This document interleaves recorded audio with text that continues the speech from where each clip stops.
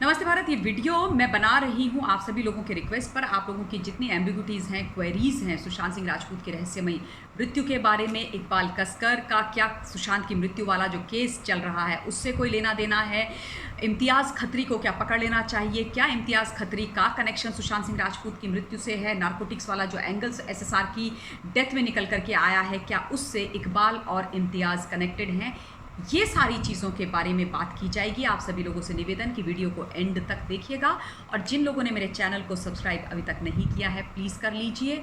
और एक और रिक्वेस्ट आज आप लोगों से करना चाहती हूँ कि जितने भी वीडियोज़ मैं बना करके अपने चैनल पर डालती हूँ, भारतवर्ष के मुद्दे और मामले राजनैतिक और सामाजिक जिसमें होते हैं उनको प्लीज़ ज़रूर देखा कीजिए, क्योंकि जब तक आप देखेंगे नहीं, चीज़ें समझेंगे नहीं, तो जो चेंज आप इस देश के अंदर, अपनी सोसाइटी के अंदर चाहते हैं वो हो नहीं पाएगा। केवल सेलेक्टिव चीज़ों को देखना और उनको सुनना और उसके बाद ये उम्मीद करना कि देश के अंदर से हर गलत व्यक्ति एक्सपोज हो, गलत चीज़ें ख़त्म हो, ये संभव नहीं है। तो आपसे निवेदन कि हर वीडियो को देखिए और हर वीडियो पर अपना पॉइंट ऑफ व्यू, हर विषय और हर मुद्दे पर अपना पॉइंट ऑफ व्यू मुझ तक ज़रूर पहुँचाया कीजिए। अब मैं सुशांत वाले मामले पर आती हूँ। आप तमाम लोगों ने बहुत सारे प्रश्न किए, बहुत सारे डाउट्स रेज़ किए इम्तियाज़ खत्री के बारे में। तो जब से पिछले साल 14 जून से एसएसआर की मृत्यु हुई तो बहुत सारे वीडियोस सरफेस हुए। एक ऐसा वीडियो लगातार चलता रहा, आज भी चलता है सोशल मीडिया में, जिसमें इम्तियाज़ खत्री जबरन सुशांत को एक गाड़ी में बिठाने की कोशिश कर रहे हैं। उनके कंधे पर उन्होंने हाथ रखा हुआ है। इम्तियाज़ की जो बॉडी लैंग्वेज है बहुत डोमिनेटिंग और एग्रेसिव सी लग रही है सुशांत के प्रति। सुशांत थोड़े सबमिसिव से लग रहे हैं और ये सारी जो चीज़ें निकल करके आई हैं वो एसएसआरियन से, extended family of Sushant Singh Rajput वाले जो मेंबर्स हैं उन्होंने ही निकाला है। ये निचोड़ उनके द्वारा ही निकला है। अब सुशांत की मृत्यु में नारकोटिक्स का एंगल तभी आया जब बहुत सारी व्हाट्सएप चैट उन तमाम लोगों की निकली जो सुशांत की ज़िंदगी से सीधा सीधा संबंध रखते हैं, चाहे वो रिया हो, शौविक हो, सिद्धार्थ पिठानी हो, सैमुअल मिरांडा हो, दीपेश हो, बाकी जितने, नीरज हो, ये सारे लोगों की चैट्स निकली हैं। और उसके बाद पता चला कि ये लोग सुशांत को ड्रग्स दे रहे थे, सुशांत के घर में ड्रग्स पहुंचाई जा रही थी, ड्रग्स डिलीवर की जा रही थी। और फिर ये स्थापित हुआ, एस्टैब्लिश हुआ कि सुशांत की मृत्यु का कनेक्शन ड्रग्स यानी नारकोटिक्स वाले एंगल से है। और मैं आप लोगों से ये बात लगातार बोलती आई हूँ कि मेरा ये विश्वास है, और ये विश्वास ऐसे ही नहीं है कि सुशांत की जो रहस्यमयी मौत है, जो आत्महत्या बिल्कुल भी नहीं है, उसका कनेक्शन ड्रग्स के साथ है। सुशांत की मृत्यु का कई बार दुबई वाला कनेक्शन भी निकल करके आया। बहुत सारे लोगों ने सुशांत की मौत के बारे में दुबई वाले कनेक्शन की बात करी, सुब्रमण्यम स्वामी जी ने करी, तमाम लोगों ने करी। अब जब से इकबाल कसकर को पकड़ा एनसीबी ने मुंबई में और उसको एनसीबी ने एनडीपीएस एक्ट के तहत गिरफ्तार करके अपनी जेल में डाला, तब से एक नया ही जो मुद्दा है, मामला है, वो निकल करके एसएसआरियंस के बीच में और सुशांत के केस के मामले में आ गया है।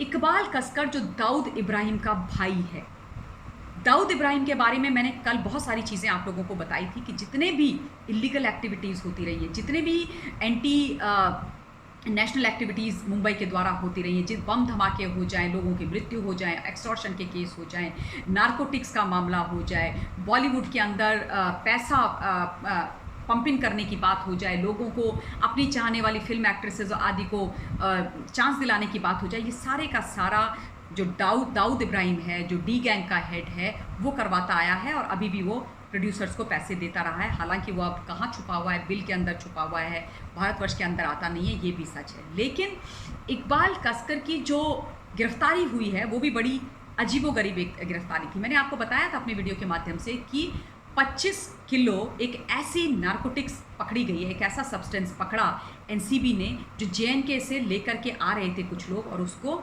पंजाब में लेकर के जा रहे थे। और जब उनको गिरफ्तार किया गया, उनसे पूछा गया, तो इकबाल कसकर का नाम उसमें निकल करके आया कि ये जो पूरा धंधा है, ये जो पूरा रैकेट है, ये इकबाल कसकर का है, ये इकबाल कसकर के लोग हैं।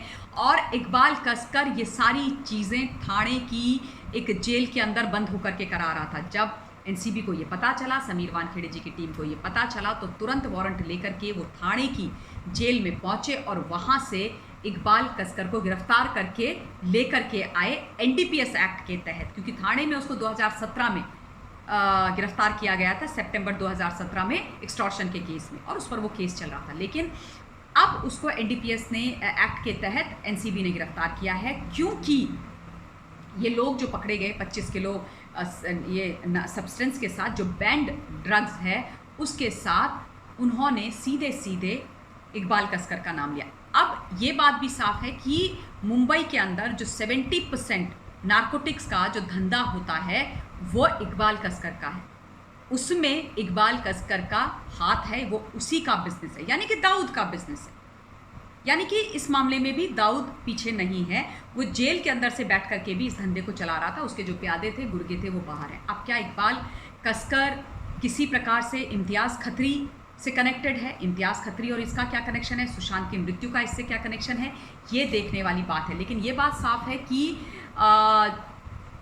इसमें दो राय नहीं है, क्योंकि 70% ड्रग्स का धंधा इकबाल कसकर का मुंबई के अंदर है। तो सुशांत के मामले में जो लोग अभी बिहाइंड बार्स हैं या जिनको सम्मन भेजा गया है, जो चार्जशीटेड हैं, वो लोग भी इकबाल कसकर के ही गैंग के जो ड्रग पेडलर्स हैं उनसे ड्रग्स लिया करते थे। यानी कि कनेक्शन कहीं ना कहीं बनता हुआ दिखाई दे रहा है, कनेक्शन कहीं ना कहीं स्थापित होता हुआ समझ आ रहा है। एंड यस, इम्तियाज़ खत्री को भी ऑब्वियसली पूछताछ उससे होनी चाहिए, लेकिन आई एम श्योर एनसीबी ने अपना जाल बिछाया होगा, वो राइट टाइम की वेट कर रहे होंगे कि वो किसी प्रकार से पकड़ा जाए। इकबाल कसकर को पकड़ना और उसके खिलाफ एविडेंस उनके हाथों लगना बहुत बड़ी बात है, ये छोटी मोटी बात नहीं है। तो इसको मैं बहुत बड़ी विक्ट्री एनसीबी की मानती हूँ, समीर वानखेड़े जी की टीम की मानती हूँ। और अब ये मामला बहुत मतलब दूसरा रूप लेने लगा है, क्योंकि ये बड़ी मछली है। अब तक जो पकड़े जा रहे थे वो मछलियाँ थी, ये मगरमच्छ है, ये बहुत बड़ा मगरमच्छ है जिसको पकड़ा गया है, जिसको थाने की जेल से अब एनसीबी ने अपनी जेल में लेकर के डाल दिया है, अंदर लॉकअप में बंद कर दिया है। तो ऑब्वियसली उससे पूछताछ होगी, 28 तारीख तक वो एनसीबी के पास रहेगा, उससे पूछताछ होगी, देखिए क्या क्या निकल करके आता है। But I really hope that बहुत कुछ कॉन्क्रीट निकल करके आए और सच्चाई अल्टीमेटली बाहर निकल करके आए इस केस में।